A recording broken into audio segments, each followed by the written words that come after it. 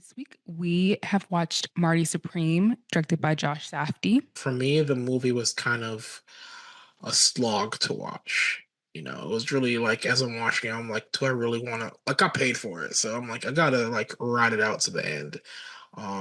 Which with work from the Safdie brothers, it's kind of odd to say that, but I was really struggling to like keep my attention and keep me drawn into the movie, which I know is counter to what everybody is saying in regards to the movie, but that's literally how I felt watching this. It kind of feels like you're being like gaslit a little bit um, by the mainstream film media, I guess. And my friend went to go see it and she was like, it's worth the hype. You gotta go see it. Blah blah blah. So I was like, okay, well, I guess it might be worth the hype. Like I have no reason to believe that it will be bad. Um, and I was watching it and I was just like, hmm. It's kind of like Uncut Gems, just in the 50s. But not as like I don't feel Engaging. I don't feel anything. I think that's Yeah. what I walked away with. I said I feel absolutely nothing. Well, that's not true. I felt discontent. Mm, I felt actual like contempt for Marty Mauser. Like I actually hate him, but like in terms of any good feelings or even like feelings of confusion or whatever, I didn't feel any of that. I was just like, wow, he sucks. And this movie is 2 hours plus long. I just remember thinking that, like, damn, this is a long movie. yeah. And when I left the theater, this guy walked out and he was like, I didn't like that one. It was just too chaotic for me. And I was like, yeah, I know, like, Yeah. this is kind of how they I work. mean, here's the thing with movies, usually with your lead, you can either feel like idolization or you want to follow this person into the depths, or in this case, Marty's kind of really not a hero. He's kind of like a villain in a way. Almost he's a villain of his own making. But even then, in most movies, there's something about a villain or an antagonist almost, or somebody whose character is sort of like Marty's that still draws you in. Like, okay, you initially watch Marty, you see all his chaos, you go, at least he's determined for this. And I'm like, no, he's actually a mess. Like he's even a mess in the aspirational goals he has. There's no like driving Oedipus for him to succeed and do better. He's just like, I'm the best. Like Ricky Buggy, I'm the best, and I piss excellence all day without really backing it up in a way. You don't root for Marty to like succeed. Like in the midst of all his failures, there's nothing about him that makes you root for him to succeed, or even like associate like, oh, he's having a bad experience because of this. They're like you, it's a chaos of his own making, and I guess that's also why at the end he has like the coming of age moment, like, oh, I have a kid now, I gotta be a man, kind of thing, which is actually real life. I've seen a lot of grown men, the light bulbs suddenly don't click until they have kids. Like, oh, I got to get my shit together. But for somebody who's aspirational about being this world class table tennis player who wants to be on the cover of magazines, when he goes to tournaments, he acts like a jackass. In a way, like the first tournament he's in, he tells his other friend who's already losing the set, like, oh, let's just play around and do trick shots the whole time, not taking it seriously. But then at the same time, he's mad when Rockwell says, hey, I'm going to pay you to do the Harlem Globetrotters halftime shows and make money that way. And he finds it offensive to the art of table tennis. But in a major tournament, you decided to do that shit. What's the difference? You know what I'm saying? Things like that. He's terrible, but also like the way other characters treat him does not make sense. I just watched No Other Choice, right? And then Mm, I'm not going to get into it because we're going to talk about it later. But I feel like if you're going to depict an anti-hero, which is what I think they're trying to do Marty. in this Yeah. movie, you have to have one thing that's going to hook the audience to make them sympathize. They don't have to Yeah. like them because there's tons of unlikable characters that we've seen on screen Yeah. plenty of times before. For me to not to just be like, I hate you, get off my screen, like that is a different kind of thing. I think it's like a good performance, but in terms of like the character, am I relating to the character at all? No, Mm, I'm not, because there's not that one thing. It's not like he is a good friend. It's not like he is a good partner. He's not a good son. He is not, he's good at playing ping pong, but okay, like he's only doing it because he wants to be famous, not because he actually cares about the sport at all. Yeah. Like he's not good. He's not a good anything. Like he's just a terrible person Yeah. who has a talent for playing table tennis. Like that is really his thing. Yeah. So in the other movie that I watched, it's like he does bad things, but he loves his family. Yeah. So it's like, okay, you can kind of, there's something that can kind of keep you going with it. With this character, there was nothing. And I feel like that doesn't make sense because anti-heroes is what the Safdies do. Like that's Mm. their thing. There's never been a character that they have depicted on screen that has been like purely good or wholesome, big-hearted. Like that's never been they depict the guys on the sidelines of society who just do messed up stuff. And for Mm. some reason, I've always connected with them. Adam Sandler in Uncut Gems is great. I related to that character so much, even though like he is like a gambler, he has an addiction, he is cheating on his wife, like he is doing a lot of bad things. But I still was rooting for him. I wanted him to win the money. Like Mm. I did. Like I wanted him to do this final score so maybe he'll like Get I your don't shit know, together. get his stuff together so he can get help.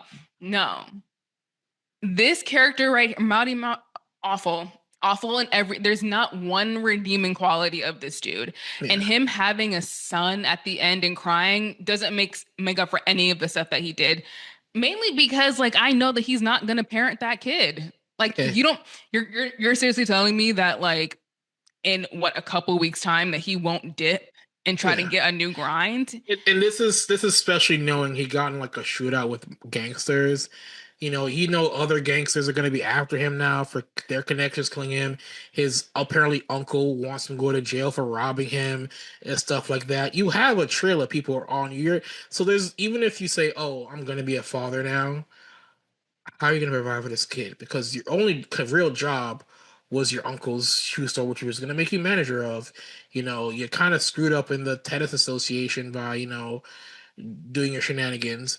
And Rockwell's not going to sponsor you because he knows you're fucking his wife, and he just wanted to embarrass you the whole time. So Rockwell's not going to help you get like appearances everywhere and pay you off of that.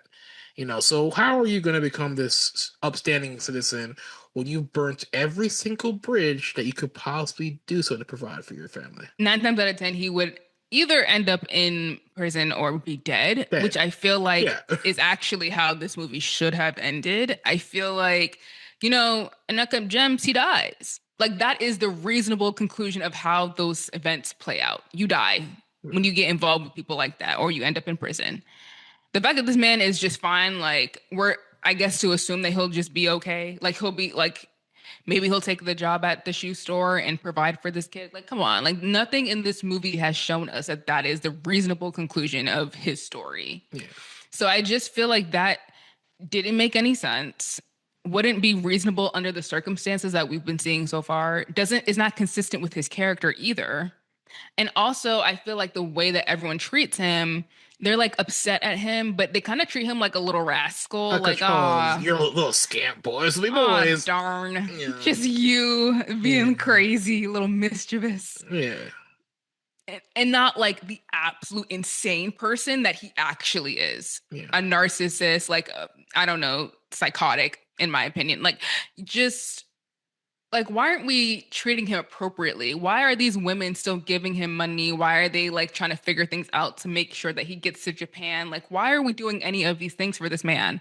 Why is Tyler the Creator not like being like don't talk to me ever again? Like he sees him again at the ping pong little hangout and it's like, "Hey, let's play a game after you literally jeopardized my job Yeah. and I have children and a wife to provide for." Like can can someone make sense of that to it, me? it is weird that the only person who sees through his bullshit is Rockwell from the jump. Mhm. Like he literally tells him, "Oh, I know what you're doing."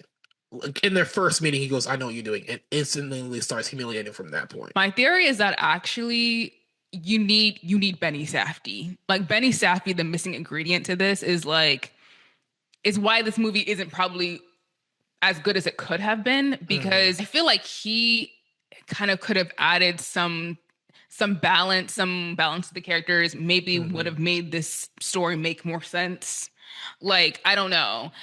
Because when I think about his movie, The Smashing Machine, although it wasn't shoved in everyone's faces like this Yes. one is, Yes. it's a better movie and it's a better story. The relationship in his movie was so well articulated and so well displayed. Even though it was the same kind of toxicity, it was the same amount of drama. It was just presented in a better and more clear way. Where I Yeah. feel like the whatever is going on over here, it just It didn't click.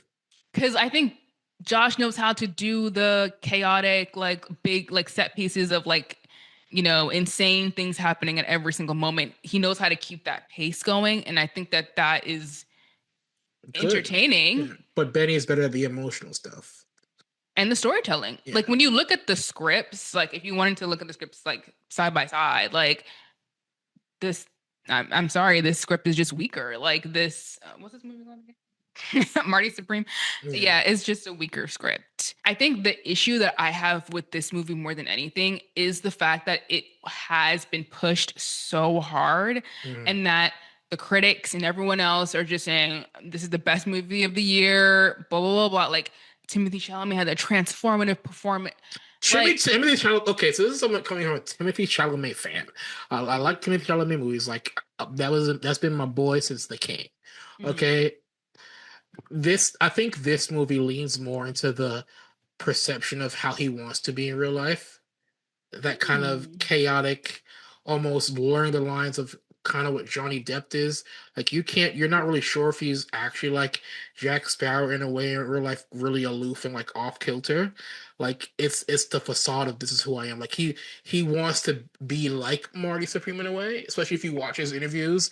He tries to give off that overconfident air, and that kind of almost blackface like swagger. Super cool white boy in a way. In this movie, he was kind of be super cool, cocky white boy in a way. I feel like this is how he perceives himself to be played out in the film. I think he still gives a great performance, but I also feel as though like if you've watched a lot of his movies, this performance is recognizable to you. Like Yes. you've seen this performance before. Yeah. Is what I'm saying. Like Yeah. if you've seen one of his movies, like you've seen this before, maybe not to this level, but you've seen it before. You've seen it in Lady Bird. You've seen it in The King. You've seen it in other places. It's just taken up a notch. Yeah. And I think that people saying that this is a transformative performance makes no sense to me because I'm like, well, I've seen all his movies and no, it's not. Yeah. Like I never at one point watched any part of this movie and said, "Oh, I totally forgot that Timothy Chalamet was in this movie." Like he completely disappeared in this role. Never, not 1 second did I forget that that was Timothy Chalamet on the screen. And I think that that's also by design. I feel like the way that they have marketed this movie, they're trying to make the character in him sort of synonymous, where it's Yeah. like you said, like you can't tell the difference between these two people on face value. If you watch the movie, then you can tell, okay, well, this guy is terrible, and I'm pretty sure Timothy Chalamet isn't. But like, he was trying to kind of. It seemed like they were trying to blur the lines in terms of like character, person, Yeah. in order to sell it. And I feel like the way that he has gone about selling this movie is like has nothing to do with the actual film. Like the fact that people have been talking about him like rapping and like showing up in like the sweatsuits and whatever, like I'm sorry, what does that have to do with a ping pong player in the 1950s? Like I don't see how these two things connect at all Yeah. because they don't. What they're trying to do is trying to put it put the system in a place where it's like you are gonna go see this movie because of the name attached. Like they Yes. wanna. It seems like they're trying to shift things around where it's not IP driven. It's we're going back to the name Names. driven type of marketing, and I. And listen, it worked. There are so many people who have gone to see this movie who would not have if Timothy Chalamet wasn't like running around the world just acting like an insane person. So like it worked. It definitely worked. The marketing campaign, honestly, it was great because they were able to accomplish every single thing that they wanted to. People came to see this movie. This movie made over like $90 million on a budget that I think was at like 70. It was A24's most expensive film, and they made that money back. So like, I'm not saying that it didn't work. What I'm saying is that like, was it consistent with the quality of the film? No. And also, like, what did it have to do with the film? No. But it succeeded in really elevating Timothée Chalamet to the level that Leonardo DiCaprio and all these other people are at, just at a younger age. Like, that's just what happened. Because I guarantee you, when it comes time for Oscars, he might just win it. And I feel like it's not deserved. I don't think he deserves to win it. I just believe that they have done such a good job at like shoving this movie down your throat to the point where you're going to believe that he deserves it, even though it's not true. My wrap up is that Josh and Benny, please get back together and make another movie. Timothy Chalamet, you're giving Taylor Swift right now, so like I don't want to see you for like a year. I mean, he already gave Taylor Swift for that whole thing at the Golden Globes, talk about how, I get it, you're dating, you're in love, but he waxing poetic about how Kylie Jenner is the most important thing in his life. Which is a joke to me. I'm sorry. I'm still not convinced that that's a real relationship. Like, y'all are literally using each other for relevance, and it's working. So if you just want Kylie Jenner there to be a nice prop, there she is. She's a nice prop for you. I hope that you are happy. Get off of my screen. I don't want to see you again until Dune 3. Thanks. Marty Marles sucks. And everyone should go see The Smashing Machine again. I think you should. I don't know where it's streaming, but go find it if it's streaming somewhere, and support Benny, because that's a great movie. Do you like that clip? Well, you can listen to the entire podcast because the 16mm Film Crew podcast is available on all major podcast platforms.